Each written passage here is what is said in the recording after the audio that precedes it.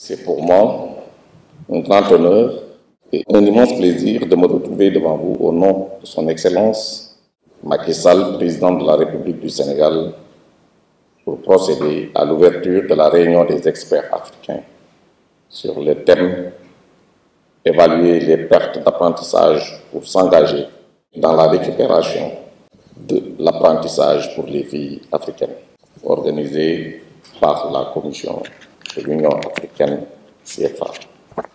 Tout d'abord, permettez-moi de magnifier l'engagement et l'intérêt particulier que le président de la République, son Excellence, M. Macky Sall, accorde à l'éducation dans sa globalité et en particulier à l'accès équitable à l'enseignement supérieur et à l'éducation de base. C'est un secret de polichinelle de dire que le président de la République considère l'éducation comme levier de développement économique et social de notre pays. Dès son accession à la magistrature suprême en 2012, son Excellence, M. le Président, a élaboré et mis en œuvre une série de réformes dans le secteur de l'éducation, dans le souci de doter notre pays d'une feuille de route consensuelle et inclusive qui permet à l'éducation de jouer son rôle majeur comme pilier de développement. La mise en œuvre de ces décisions a abouti au renforcement et à l'élargissement de l'offre d'éducation. On a renforcé notre système d'enseignement supérieur du point de vue de la création des infrastructures, du point de vue de la formation des formateurs et la mise en place d'une stratégie nationale concertée. Nous avons aussi réussi à mettre les technologies de l'information et de la communication au cœur du développement du secteur de l'éducation, ce qui a permis d'améliorer l'accès à l'école. La récente crise de la Covid a permis de renforcer notre capacité en ce domaine.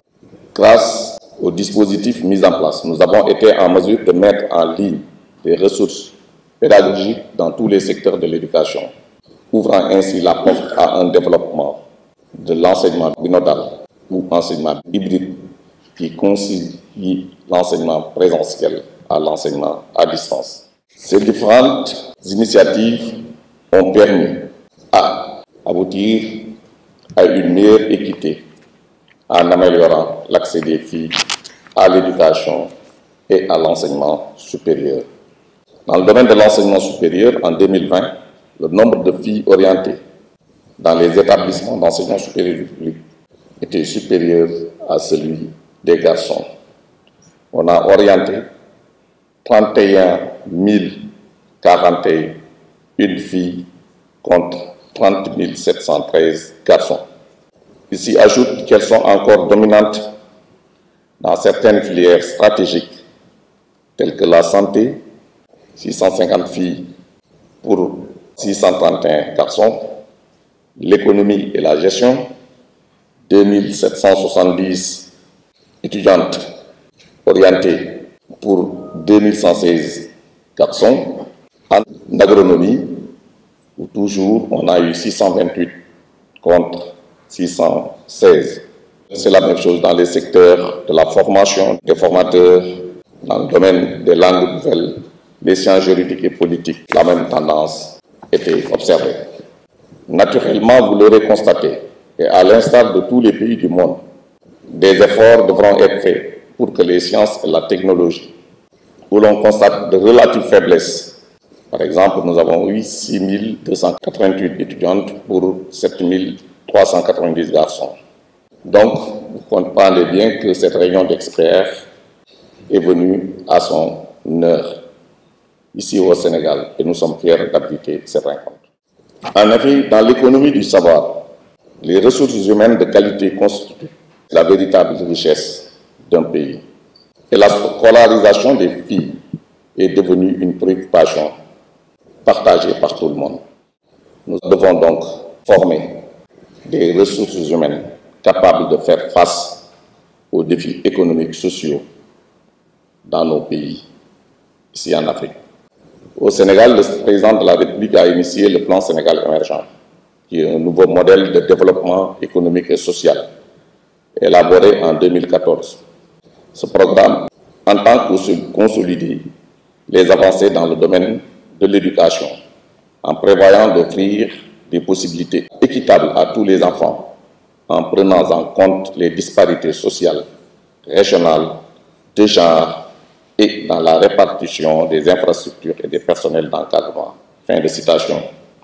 Tout est donc fait pour que le système éducatif permette aux citoyens de jouir de leurs droits inaliénables à l'éducation et à la formation, quel que soit leur niveau. C'est dans cette dynamique que mon département a mis en place un programme national d'implantation de centres de recherche et d'essai. 23 centres de recherche et d'essai jouent à travers le pays un rôle d'interface entre les populations et les chercheurs et contribuent à valoriser et à assurer l'application des résultats de la recherche et le transfert de technologies innovantes vers les populations cibles, particulièrement les femmes. Nous mesurons donc toute l'importance de cette rencontre de 3 jours, dont l'objectif principal est d'évaluer les pertes d'apprentissage pour s'engager dans la récupération de l'apprentissage pour les filles africaines.